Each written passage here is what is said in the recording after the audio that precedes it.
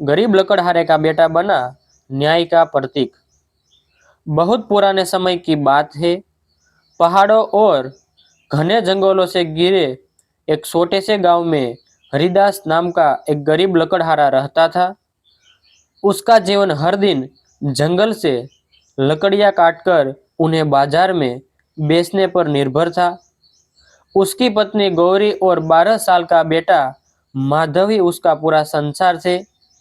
हरिदास के पास न खेत था, न धन, न कोई बड़ा सहारा, लेकिन उसके पास एक ऐसी दौलत थी जो पूरे गांव में किसी और के पास नहीं थी, ईमानदारी। लोग कहते थे, अगर हरिदास ने कोई बात कह दी तो वह पत्थर की लकीर होती है। माधव बचपन से अपने पिता के साथ जंगल जाता था। पिता उसे कुल्हाड़ी चलाने से पहले जीवन की सीख देते थे। बेटा, हरिदास अक्सर कहता, पेड़ काटना आसान है, लेकिन इंसान का विश्वास टूट जाए तो वह दोबारा नहीं जुड़ता। इसीलिए कभी झूठ मत बोलना और कभी किसी का हक मत छीनना। माधव उन बातों को अपने दिल में उतार लेता। एक वर्ष ऐसा आया जब पूरे इलाके में भयंकर सूखा पड़ गया। जंगल सूखने लगे, नदियां सिकुड़ हो गई और लोगों के घरों में अनाज खत्म होने लगा। लकड़ियों की कीमत भी आधी रह गई। हरिदास सुबह से शाम तक मेहनत करता, लेकिन घर लौटते समय उसके पास इतना ही पैसा होता कि मुश्किल से एक समय का भोजन बन सके। एक रात घर में केवल 2 सूखी रोटियां थी। गौरी ने दोनों रोटियां हरिदास और माधव के सामने रख दी। हरिदास ने पूछा, और तुम?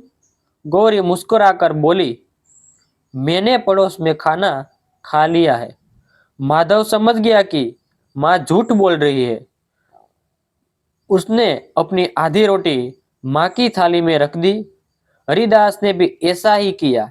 उस रात तीनों ने आधी आधी रोटी खाई, लेकिन किसी ने शिकायत नहीं की। अगले दिन हरिदास जंगल में लकड़ियां काट रहा था कि अचानक उसकी कुल्हाड़ी किसी लोहे की चीज से टकराई।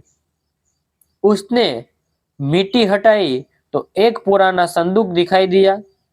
संदूक खोलते ही उसकी आंखें फैल गई। उसमें सोने की अशर्फियां, चांदी के सिक्के और कीमती गहने भरे हुए थे। माधव खुशी से चिल्लाया, बाबा, अब हम अमीर बन गए। हरिदास कुछ देर चुप रहा, फिर उसने संदूक बंद कर दिया। नहीं बेटा, यह हमारा नहीं है। माधव हैरान रह गया। लेकिन बाबा, जंगल में मिला है, किसी को कैसे पता चलेगा? हरिदास ने शांत स्वर में कहा, भगवान को पता होगा और हमें भी। बेईमानी से मिला धन कभी सुख नहीं देता। दोनों संदूक उठाकर गांव के मुखिया के पास पहुंचे। मुखिया ने संदूक देखकर लालच में आकर कहा, यह तो राजकोष की संपत्ति होगी, इसे मेरे पास छोड़ दो, मैं राजा तक पहुंचा दूंगा। हरिदास ने बिना किसी शक के संदूक उसके हवाले कर दी, लेकिन मुखिया बेईमान था। उसने राजा से झूठ बोल दिया कि यह खजाना उसे स्वयं मिला है। कुछ ही दिनों में राजा ने उसे इनाम और ऊंचा पद दे दिया। पूरा गांव हैरान था। माधव का दिल टूट गया। उसके पिता से कहा, बाबा, हमने सच बोला और इनाम उसे मिल गया। जिसने झूठ बोला, क्या ईमानदारी का यही फल होता है? हरिदास ने बेटे के कंधे पर हाथ रखा और कहा, बेटा, सच का फल तुरंत नहीं मिलता, लेकिन जब मिलता है तो पूरी जिंदगी बदल देता है। झूठ की जीत कुछ दिनों की होती है, सच की जीत हमेशा के लिए होती है। माधव ने उस दिन कुछ नहीं कहा, लेकिन उसके मन में एक सवाल हमेशा के लिए बैठ गया। उसे नहीं पता था कि कुछ ही महीनों बाद यही घटना पूरे राज्य की दिशा बदलने वाली थी। खजाना मिलने की घटना को कई महीने बीत चुके थे। गांव का मुखिया अब पहले से भी अधिक घमंडी हो गया था। राजा से मिला इनाम और उत्साह पद पाकर वह गरीब लोगों को तुच्छ समझने लगा। जो किसान समय पर लगान नहीं दे पाते उनके बैल तक छीन लिए जाते। विधवाओं और बुजुर्गों की कोई सुनवाई नहीं होती। पूरे गांव में डर का माहौल था। हरिदास हमेशा की तरह मेहनत करता रहा।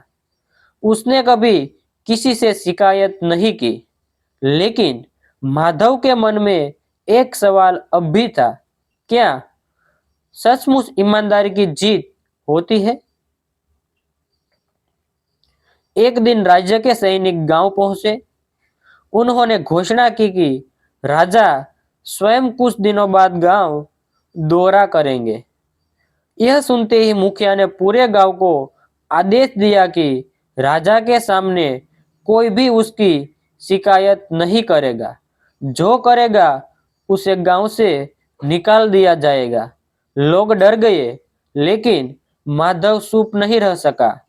उसने पिता से कहा, अगर राजा को सही नहीं पता चलेगा तो न्याय कैसे मिलेगा?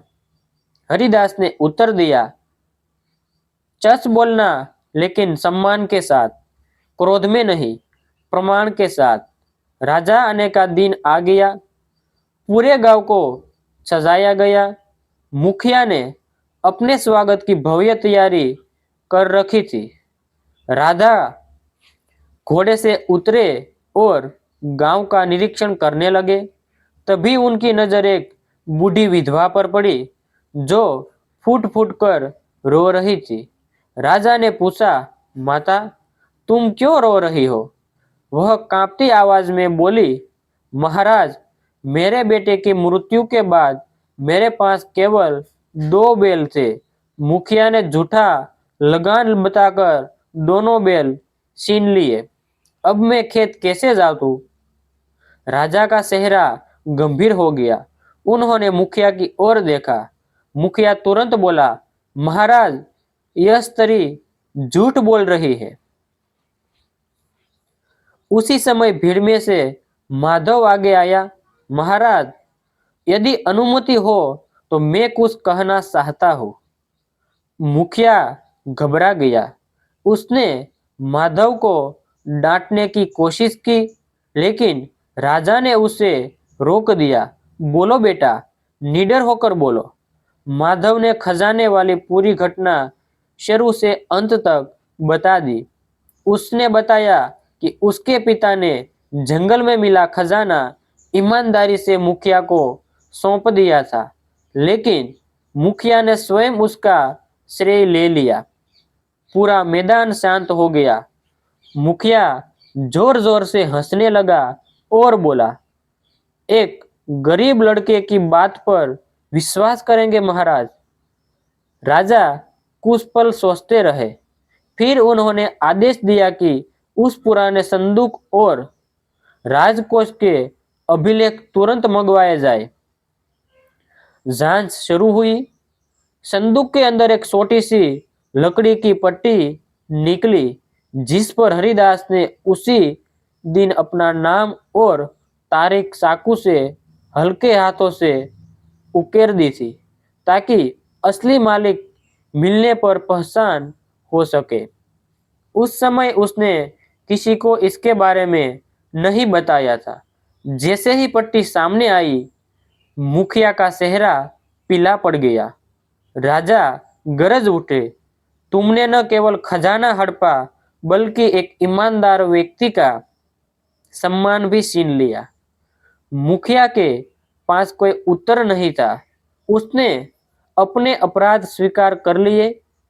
राजा ने उसी समय उसका पद छीन लिया, इनाम वापस ले लिया और उसे कठोर दंड दिया। फिर राजा हरिदास के पास आए उन्होंने कहा, तुम्हारे जैसा ईमानदार व्यक्ति इस राज्य का गर्व है। तुम चाहते तो यह खजाना छिपा सकते थे, लेकिन तुमने सत्य का साथ सुना। हरिदास ने सिर झुकाकर कहा, महाराज, मैंने केवल अपना कर्तव्य निभाया है। राजा ने उसकी सादगी देखकर उससे सम्मानित किया, रहने के लिए भूमि दी और माधव की पढ़ाई के लिए पूरा खर्च उठाने की घोषणा की। माधव की आंखों में आंसू आ गए। उसे पिता की वह बात याद आई, सच का फल देर से मिलता है, लेकिन मिलता जरूर है। उस दिन के बाद माधव ने मन लगाकर शिक्षा प्राप्त की। वर्षों की मेहनत के बाद वही गरीब लकड़हारे का बेटा राज्य का सबसे न्यायप्रिय अधिकारी बना। उसके दरबार से कोई भी गरीब या असहाय व्यक्ति खाली हाथ नहीं लौटता है। जब भी कोई उससे सफलता का रहस्य पूछता, वह मुस्कुराकर कहता, मेरे पिता ने मुझे धन नहीं दिया, लेकिन ईमानदारी दी। वही मेरी सबसे बड़ी पूंजी है। राज्य के लोग आज भी हरिदास और माधव की कहानी सुनाकर अपने बच्चों को सिखाते हैं कि सच्चाई भले कुछ समय के लिए हारती हुई दिखाई दे, लेकिन अंत में जीत हमेशा उसी की होती है। सीख, ईमानदारी का रास्ता कठिन जरूर होता है, लेकिन अंत में वही रास्ता सम्मान, विश्वास और सच्ची सफलता तक पहुंचता है। Thank you.